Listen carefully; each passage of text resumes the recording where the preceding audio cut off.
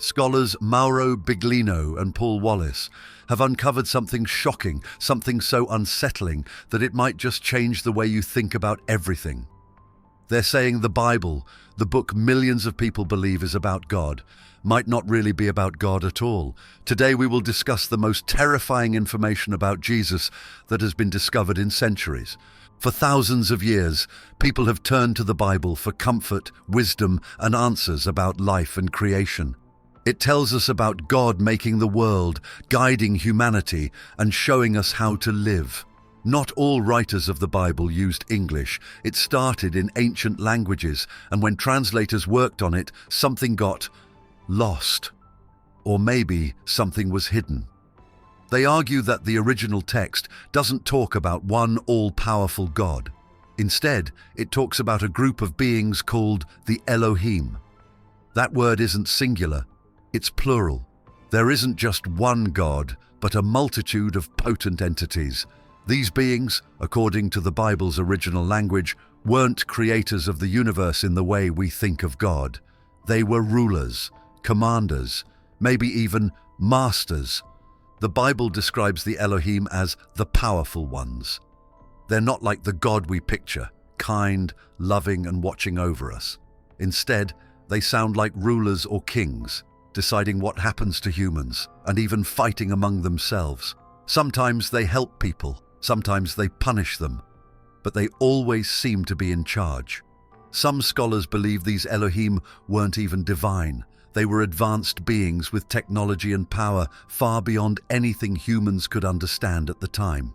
Ancient texts describe them as walking among humans, giving orders and dividing the world into territories. They're like the bosses no one can escape from. You might be wondering, how could something this big go unnoticed for so long? Over the centuries, numerous languages have translated the Bible, resulting in changes or misinterpretations of its words. For example, Elohim became God, even though it originally meant something entirely different. They pasted names like Yahweh and El Shaddai into older stories, giving the impression that they were always a part of the Bible. The word Elohim appears throughout the Bible, usually translated as God, but in its original Hebrew form, Elohim is a plural word, meaning the powerful ones. For instance, Genesis 1:26 states, "Let us make man in our image." These plural pronouns reveal a striking detail. This creation narrative wasn't about a single deity. The text implies a council or group of beings. This concept aligns with stories from other ancient cultures like the Sumerians, who spoke of divine councils and multiple gods shaping humanity. Biblical passages like Deuteronomy 32:8-9 reinforce this view, describing Elyon, the Most High, dividing humanity among the sons of God, the Elohim. Often equated with God, Yahweh receives Israel as his portion, not as the supreme creator, but as one of the many Elohim. By the 7th century BCE, the religious practices of ancient Israel were far from monotheistic. Archaeological evidence shows that the Israelites worshipped multiple deities, including Yahweh, Asherah, a goddess often linked to Yahweh, and Baal. However, a pivotal event during King Josiah's reign reshaped the narrative. Around 622 BCE, Josiah initiated sweeping religious reforms. He banned the worship of other gods, destroyed altars dedicated to them, and declared Yahweh as the sole deity. These changes weren't just about religion, they were deeply political. Centralizing worship around Yahweh gave Josiah greater control over the people and reinforced the power of the Jerusalem temple. Josiah edited the Hebrew scriptures to support monotheism, erasing or reframing references to other gods. Yet traces of the older polytheistic worldview survived. In passages such as Psalm 82, Yahweh participates in a council with other divine beings, led by Elyon. The plural verbs associated with Elohim in these texts reveal remnants of the Bible's original framework, where multiple entities governed humanity. The Bible we read today has undergone countless translations, each adding layers of interpretation. Around the 3rd century BCE, the Septuagint, a Greek translation of the Hebrew Bible, simplified key terms like Elohim and Elion. Elohim evolved into Theos, God, while Elion combined with Yahweh to form the Most High God. These changes erased much of the Bible's earlier plurality, shaping it into the monotheistic narrative familiar to us today. This process of translation continued with the Latin Vulgate in the 4th century CE, and later into modern languages, further solidifying the concept of one all-powerful God. Over time, the Bible's earlier layers, its references to councils of gods and divine hierarchies, became hidden beneath a singular narrative. The question remains, were these changes accidental or were they deliberate? The political and religious agendas of ancient leaders like Josiah suggest the latter. Consolidating worship under one God not only strengthened religious unity, but also centralized authority. This monotheistic narrative served the interests of the ruling class, while suppressing the older, more complex stories of the Elohim. If the Bible's original stories were about multiple powerful beings, what does that mean for modern faith? It raises unsettling questions about the nature of these beings. Were they creators, guardians, or something more sinister? Their portrayal as rulers who governed humanity hints at a dynamic far removed from the idea of a benevolent, all-knowing God. Understanding this history doesn't just challenge theological beliefs, it redefines our view of humanity's relationship with the divine. These beings, the Elohim, didn't only shape the world, they dictated its order, its conflicts, and its boundaries. The Bible's portrayal of divinity is far more complex than many realize. Hidden within its ancient texts are references to a collection of powerful entities, not a singular, omnipotent deity. These beings, collectively referred to as the Elohim, represent a hierarchy of power and influence that challenges traditional interpretations of Scripture. Far from being a single God-focused narrative, the Bible reveals a broader, more mysterious tapestry of relationships between humanity and these advanced entities. In biblical Hebrew, the term Elohim stands out. While often translated as God in modern Bibles, its plural form indicates mighty ones or powerful beings. This plurality creates a striking contrast to the monotheistic view of God as one supreme being. Multiple passages describe the Elohim not as abstract or spiritual, but as tangible, active participants in human affairs. Take Genesis 11:7, for instance, where the text states, "Come, let us go down and confuse their language." The us here is not symbolic. It directly points to a group of beings acting in concert. This collaboration mirrors ancient narratives from Mesopotamia, where councils of gods like those in Sumerian mythology determined the fate of humanity. Psalm 82 explicitly mentions a divine assembly, reinforcing this collective framework.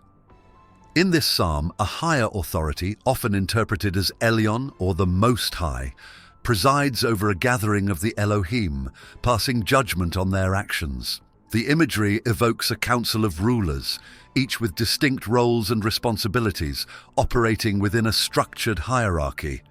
At the apex of this hierarchy is Elion, a title meaning the Most High. The council depicts Elion as the chief figure, assigning territories and peoples to the various Elohim. Deuteronomy 32:8 provides a critical glimpse into this dynamic, stating that Elion divided the nations among the sons of God. Yahweh, frequently identified with the biblical God, designates Israel as his portion. This distinction between Elion and Yahweh suggests that the latter was not the ultimate creator, but one of the many Elohim tasked with overseeing a specific human group. This notion disrupts the monotheistic framework and aligns the Bible with other ancient myths, where powerful beings divided humanity into regions and ruled as overseers or guardians. What sets the Elohim apart from traditional views of God is their portrayal as physical entities. Unlike the intangible and omnipresent concept of divinity, these beings interacted directly with humans. They walked, spoke, and even fought. Some passages describe them eating meals with humans, Genesis 18, and engaging in territorial disputes, such as in Daniel 10, where an Elohim battles the prince of Persia to reach the prophet. Their physicality raises the possibility that they were not gods in the spiritual sense, but advanced beings with superior technology and abilities. Other ancient cultures like the Mesopotamian Anunnaki or the Egyptian pantheon often depict these councils as rulers or technologists, rather than purely divine figures, aligning with this interpretation. The Bible also hints at conflict and competition among the Elohim. Stories like the Tower of Babel, Genesis 11, and the flood narrative suggest disputes over humanity's development and behavior. In the Tower of Babel, the Elohim descend to thwart humanity's attempt to reach the heavens, implying concern over human advancement. These stories parallel myths from around the world. For example, Sumerian texts describe similar rivalries among gods over the control and guidance of humanity. This theme of division and conflict paints the Elohim not as a unified force, but as individual entities with competing agendas. The concept of a council of powerful beings is not unique to the Bible. Ancient texts from diverse cultures echo the idea of advanced entities shaping human history.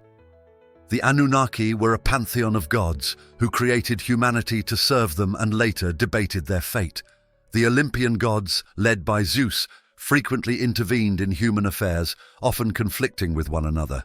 We see two groups of advanced beings, the Devas and Asuras, as rivals influencing humanity. Ancient Hebrew, a language far removed from the modern interpretations most of us encounter today, wrote the Bible's original texts. The surrounding cultures influenced Hebrew as it evolved from earlier Canaanite dialects. Early Hebrew relied heavily on consonants alone, and the Masoretes introduced vowels only much later, between the 6th and 9th centuries CE. This delay in vowel placement means the exact pronunciation and meaning of many words remain uncertain. For instance, depending on the context, translators have variously translated Elohim, which we discussed earlier, as God, mighty ones, or judges. Without vowels, the meaning of this term was ambiguous, leaving room for interpretation or misinterpretation by later translators. Elohim is not the only term with this ambiguity. Other critical terms like Yahweh, the name often attributed to God, also suffer from this linguistic uncertainty. Scholars argue that Yahweh may not even have been a Hebrew word originally, suggesting it could be a loan word from another culture. This possibility raises significant questions about its origins and true meaning. The Bible's journey from ancient Hebrew to the modern languages we read today is a story of significant change. Around the 3rd century BCE, the Greeks completed the earliest major translation, the Septuagint. During this process, the translation of Hebrew terms into Greek words often failed to capture their original nuances. For example, Elohim became Theos, a singular term for God, erasing the plurality implied in the original text. Yahweh was often replaced with Kyrios, Lord, a term that stripped away the specificity and mystery of the original name. These translation choices were not neutral. They reflected the theological and cultural biases of the translators, who sought to align the text with their own beliefs. This trend continued with the Latin Vulgate in the 4th century CE, which further cemented a singular, monotheistic interpretation. By the time the Bible was translated into English, such as in the King James Version, 1611, the idea of a singular God was firmly established, leaving little trace of the polytheistic and pluralistic origins of the Hebrew Scriptures. Historical records show that the Hebrew Scriptures underwent significant editing during the Babylonian exile, 6th century BCE, and again under King Josiah's reforms, 7th century BCE. Political and religious goals drove these edits. Around 622 BCE, Josiah centralized worship in Jerusalem, banning the worship of other gods and destroying sacred sites dedicated to them. Josiah revised the scriptures to support this monotheistic agenda, recasting Yahweh as the sole deity and minimizing references to other gods. During the Babylonian exile, Jewish scribes further refined the text, emphasizing Yahweh's supremacy to unify the exiled community and reinforce their identity. These edits weren't just theological, they were ideological tools. They created a cohesive narrative that aligned with the ruler's goals, erasing inconvenient details and contradictions that might challenge their authority. Despite these revisions, remnants of the Bible's older stories remain. Psalm 82 describes a divine council in which Elion presides over the Elohim, highlighting a hierarchical structure that predates monotheism. In Genesis 11, there are plural pronouns, "let us go down," that point to earlier polytheistic traditions. Older manuscripts alter Deuteronomy 32:8, where Elion divides the nations among the sons of God, to hide its polytheistic implications. These traces serve as a window into a time when the Hebrew scriptures reflected a more diverse and pluralistic worldview. The revelations we've uncovered about the Bible force us to rethink its core message.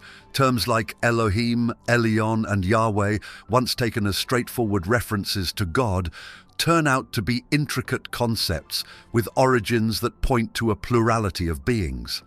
These entities, depicted as rulers, creators, and influencers, imply a world where multiple hands, not just one, shaped humanity. The Bible's transformation over centuries through translation and theological revision has further buried these layers.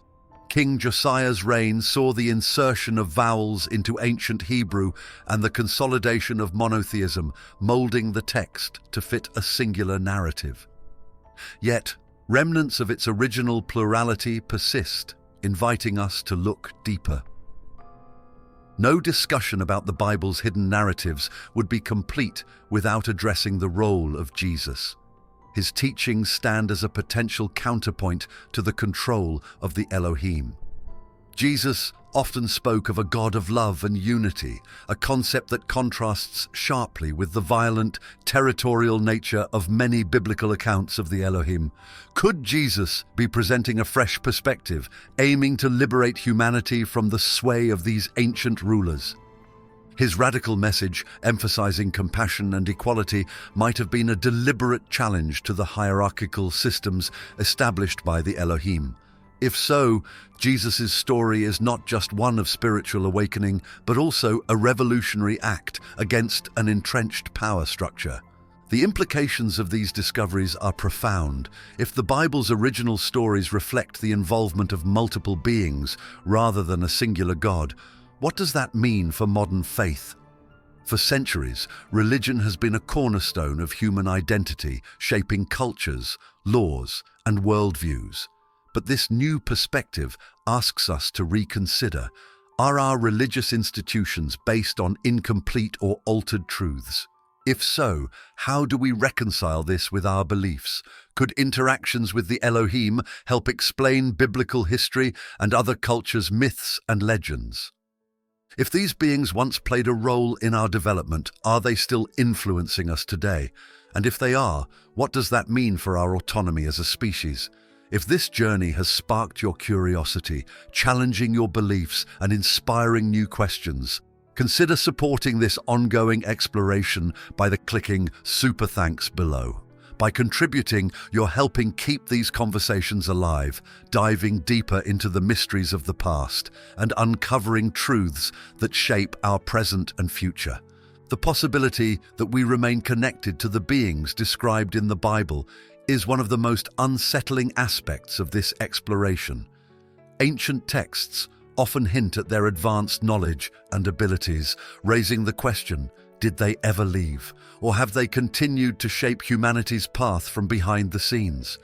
Even more intriguing is the possibility that these entities are part of a cosmic story that spans Earth and the universe. Could the Elohim be part of a larger network of advanced civilizations that have interacted with humanity across millennia? If so, the Bible may be a fragment of a much larger story about our place in the cosmos. The purpose of revisiting these ancient texts is not to dismantle belief, but to inspire curiosity. The Bible remains a rich and powerful document, but its hidden layers remind us that knowledge evolves. The more we learn, the more we realize how much remains unknown. This exploration is a call to question, not to abandon faith, but to seek a deeper understanding of the mysteries that surround us. It is not just about the past, but about the present and future. Could the stories we often overlook conceal additional truths? Translations, interpretations, and agendas that we barely comprehend shape a significant portion of our knowledge. These questions demand exploration, not fear. Thanks for watching. Join our community by subscribing to this channel. Until the next video.